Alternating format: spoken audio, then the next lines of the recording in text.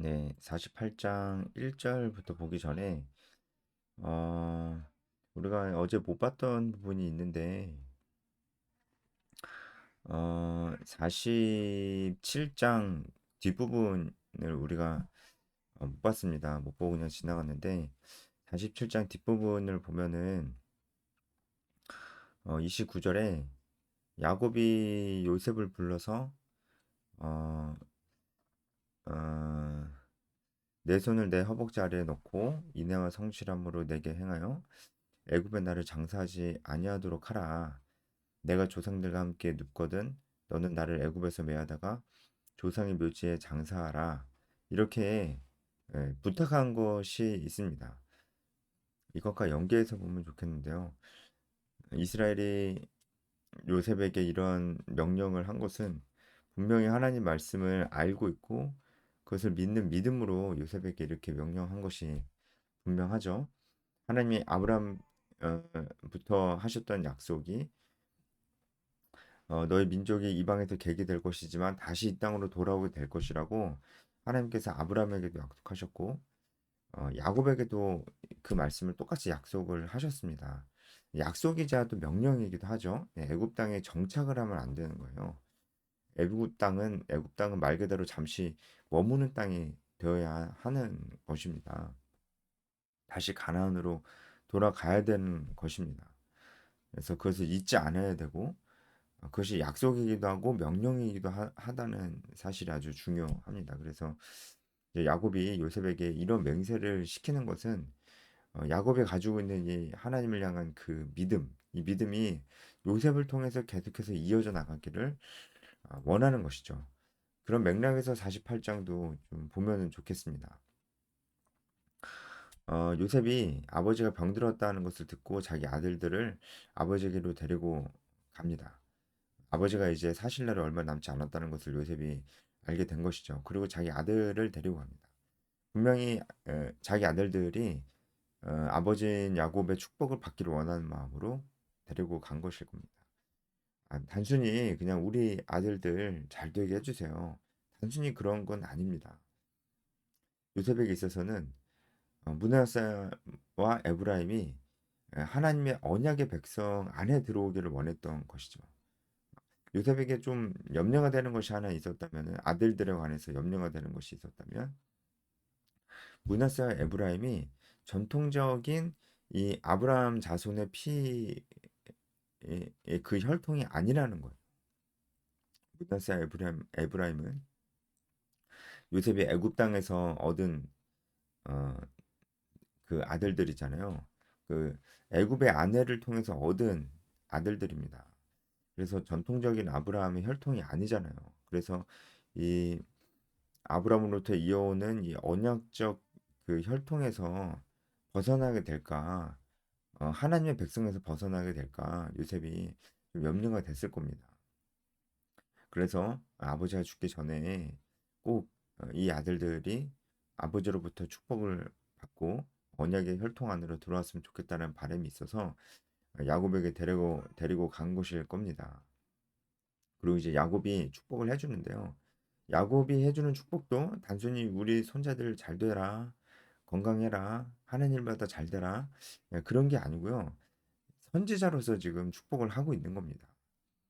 그러니까 분명히 야곱은 자기네 자신의 어떤 자의대로 하는 것보다는 하나님을 향한 그 믿음 안에서 그리고 하나님께서 그에게 그 어떤 형태인지는 구체적으로 알 수 없지만 하나님께서 지시하신 것이 분명히 있었을 겁니다. 그래서 그런 의미로 요셉의 아들들을 축복해 주는 것이 확실합니다. 왜냐하면 그 축복의 내용을 봐도 우리가 요셉 야곱이 자의적으로 자신의 손자들을 축복하는 게 아니라는 것을 알 수 있기 때문입니다. 요셉이 왔다 하는 얘기를 듣고 힘을 내어서 침상에 앉았습니다. 그러니까 이게 뭔가 야곱도 뭔가 알았던 것 같아요. 미리 얘기를 들었을 수도 있고요. 요셉의 아들들에 관한 그런 축복에 관한 일로 요셉이 왔다는 것을 알았을 겁니다. 그래서 힘을 내서 침상에 앉았고 이 일이 그냥 손자들에게 덕담하는 자리가 아니고 굉장히 중요한 자리라는 거. 특히 하나님께서 이 일을 굉장히 중요하게 여기신다는 것을 알고 있기 때문에 이 병약한 야곱이 힘을 내어서 침상에 앉은 것입니다. 그래서 이제 요셉에게 얘기를 시작을 하는데요.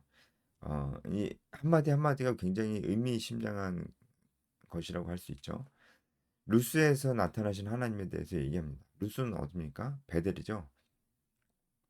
베델에서 야곱이 처음으로 환상 중에 하나님을 만났습니다.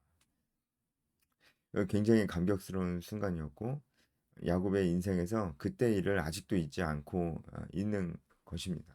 그리고 그때는 잘 몰랐지만 그 하나님이 정말 신실한 하나님이었고 하나님께서 말씀하신 대로 모든 것을 다 이루시는 하나님이라는 것을 지금 나이가 130이 넘은 이 야곱이 그 하나님을 회상하면서 지금 요셉의 아들들에게 축복을 빌어 주는 것이죠. 그러니까 야곱도 자신의 믿음 안에서 지금 행하고 있는 것입니다. 자신의 믿음 안에서 하나님을 향한 자신의 믿음 안에서 행하고 있는 것입니다. 그때 하나님이 나에게 나타나셔서 어떤 말씀을 하셨는지, 그리고 그 말씀이 지금까지 얼마나 신실하게 이루어졌는지를 생각을 하는 것이죠. 동시에 그 하나님께서 앞으로 말씀하신 것들을 신실하게 이룰 것이라는 것을 기대하면서 믿음으로 기대하면서 지금 이 얘기를 하고 있는 것입니다. 특히 앞으로 이루어질 하나님의 약속의 말씀들이 이제는 나를 통해서가 아니고 요셉을 통해서 요셉의 아들들을 통해서 이 일들이 이루어질 것이라는 소망과 또 확신이죠. 신실하신 하나님의 그 하나님 되심을 믿음에서 나오는 확신입니다. 그 확신 안에서 지금 야곱이 축복을 해주고 있는 것입니다. 야곱이 하나님의 언약의 말씀을 기억합니다. 바로 4절입니다. 생육하고 번성하라. 하나님께서 아담에게 하셨던 그 약속의 말씀, 그리고 아브라함에게 하셨던 그 말씀을 다 기억하면서 야곱이 이 말씀을 하는 거예요. 하나님의 이 말씀이 앞으로도 분명히 이루어질 것이다라는 그런 확신이죠. 자, 지금 야곱이 전장인 47장 후반절부터 지금 여기 4절에 이르기까지 야곱이 분명히 하나님께서 아브라함에게 하셨던 아주 중요한 두 가지 약속을 이 야곱이 기억하고 있다는 것, 그리고 하나님이 이 분명한 이 아브라함 언약이 앞으로 후손들에게도 계속해서 이어질 것이라는 것을 야곱이 인지하고 있고 그렇게 원하고 있고 그렇게 원하는 이유가 야곱 안에 있는 하나님을 향한 그 믿음이라는 것을 지금 보여주고 있는 거예요. 자, 47장 후반에 가나안 땅에 다시 돌아가야 된다라고 야곱이 얘기했죠. 땅에 관한 약속입니다. 그리고 4절에는 지금 48장 4절에는 민족에 관한 약속입니다. 하나님께서 아브라함이 하셨던 약속의 말씀이 땅과 민족이었잖아요. 야곱이 정확하게 아브라함 언약을 다 기억하고 있고 하나님께서 그 모든 것을 지금까지 이루어 주고 계시고 앞으로도 이룰 것이다라고 하는 그런 확신에서 이렇게 하는 것입니다. 진짜 이것이야말로 야곱이 믿음의 유산을 물려주고 있는 거예요. 우리는 뭐 여러분 뭐 자녀가 대부분 이 해설을 들으시는 분은 자녀가 대부분 없겠지만 여러분은 다음 세대에게 무엇을 물려주고 싶으신가요? 그냥 내 자식들 잘 됐으면 좋겠다. 목사님한테 기도받으러 가자. 또 잘 되라고 기도 받는 거야. 단순히 그냥 부모가 자녀들 그렇게만 바라보는 것은 참 아쉽습니다. 물론 이제 자녀가 잘 되는 것보다 그 자녀가 여호와 하나님의 신앙 안에서 자라는 것을 더 바라겠지만요. 근데 때로는 그 자신의 자녀들의 신앙이 성장하는 걸 진짜 원하는 그게 더 우선에 있는 것이지 그냥 자녀들이 좋은 대학 들어가고 좋은 사람 만나서 돈 잘 벌고 사는 것이 더 위에 있는 것인지 헷갈려 보일 때가 있기는 해요. 정말로 어떤 것이 더 위에 있습니까? 하나님의 말씀을 믿는 믿음 안에서 우리가 앞으로의 일들을 기대하는 것이 더 위에 있어야 될 것이에요. 일단은 나 자신을 그렇게 나 자신의 앞으로의 미래를 생각할 때 그걸 기대해야 되죠. 내가 그냥 잘 됐으면 좋겠다. 사람들만큼만 살았으면 좋겠다. 하고 싶은 거 그냥 다 하면서 뭐 다 하진 못해도 그냥 워라밸 지키면서 잘 살았으면 좋겠다. 자기 관리하면서. 그냥 이것이 우리의 미래에 대한 기대가 돼서는 안 된다는 것이죠. 우리가 분명히 기억해야 돼요. 지금 야곱이 분명히 기억하게 하는 것처럼 무엇입니까? 하나님의 말씀. 하나님의 말씀. 지금 우리를 향한 하나님의 말씀이 무엇인지를 기억해야 돼요. 지금 그래서 제가 거의 큐티 때마다 말씀드리는 것 같은데 지금 우리도 붙들어야 될 말씀이 있어요. 우리 모두가요. 바로 복음을 전해야 된다라는 거. 그리고 제자를 삼아야 된다라는 거. 그리고 한 가지 어, 하나님께서 우리에게 주신 가치관과 도덕 윤리적인 기준이 이 땅에 실현돼야 된다는 문화 명령이죠.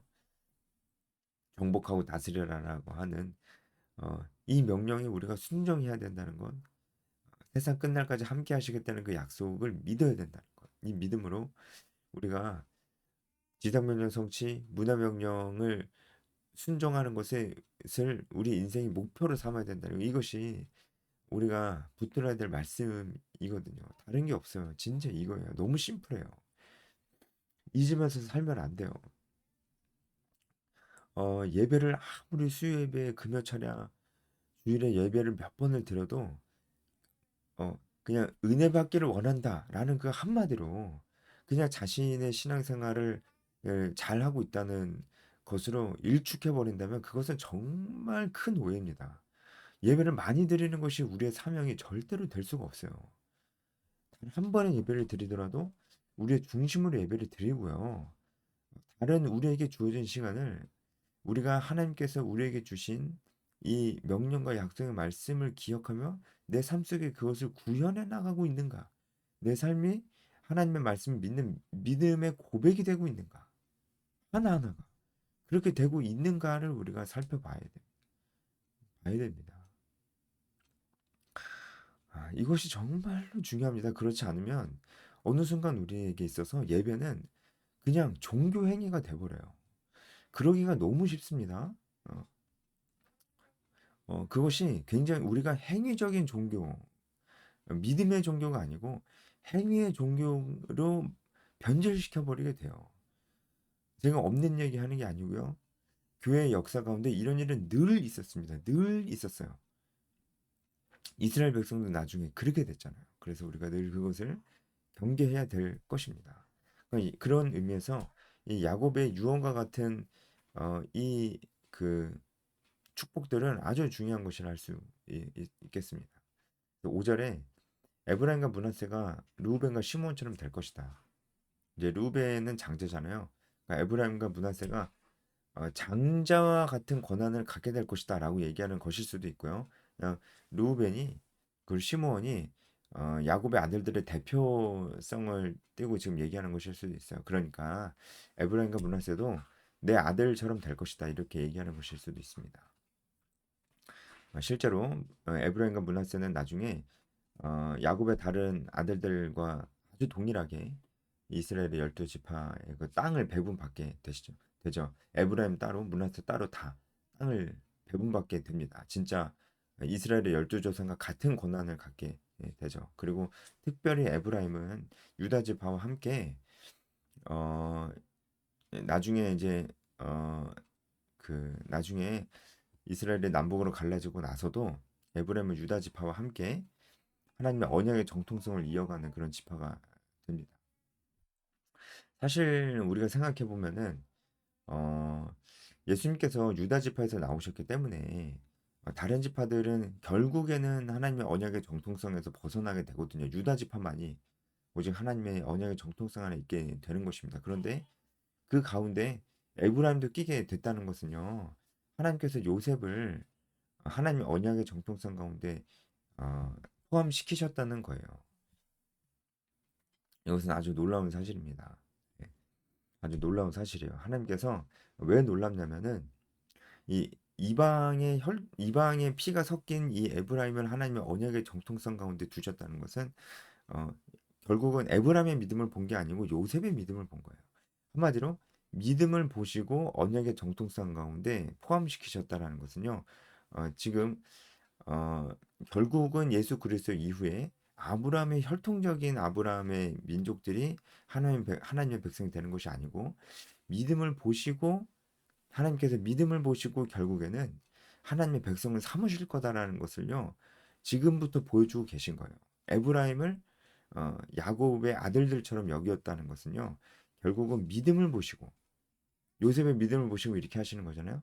믿음을 보시고 하나님의 백성을 삼으시겠다는 거예요. 그래서 다시 한번 우리에게도 이런 믿음이 요구되고 이런 믿음은 우리가 어,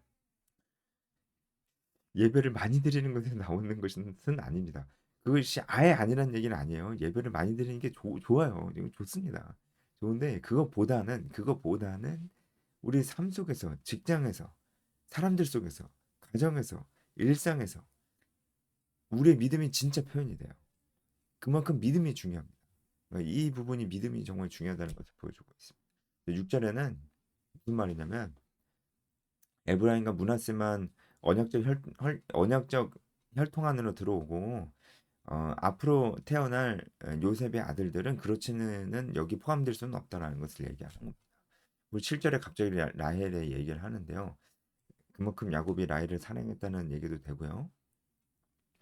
그리고 가나안 땅을 강조하려고 지금 얘기를 하는 겁니다. 라헬이 가나안 땅에서 죽었다.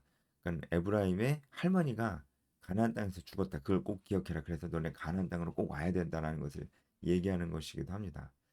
라헬이 나를 따르는 도중 가나안 땅에서 죽었는데 그곳은 에브라까지 길이 먼 곳이라 에브라스로 가는 길에 죽었다라는 것이죠. 그러니까 어, 안식처를 얼마 남겨두지 않고 죽었다는 아주 이제 좀 야곱이 죽는 그 순간까지도 라헬을 가슴에 묻고 있었어요. 그것을 기억하는 것입니다. 그리고 이스라엘이 요셉의 아들들을 보고 누구냐라고 했는데 이것은 이제 분명히 자기 앞에 지금 에브라임과 므낫세 있다는 걸 알고 있어요. 그런데 다시 한번 재차 확인하는 거고요. 왜냐면은 자기 자신도 이삭에게 축복을 받을 때 이삭이 눈이 어두워서 잘 못 알아봤잖아요. 그때 이삭이 실수했잖아요. 이제 그걸 생각해 보면서 자기는 그러면 안 되니까 이제 다시 한번 확인하는 것일 수도 있습니다. 그래서 이제 야곱이 에브라임과 므낫세를 축복을 합니다. 이것이 다 믿음의 행위라는 거 우리가 기억하고 어, 우리가 우리 삶에 좀 적용을 해야 되겠습니다. 여기까지 하겠습니다.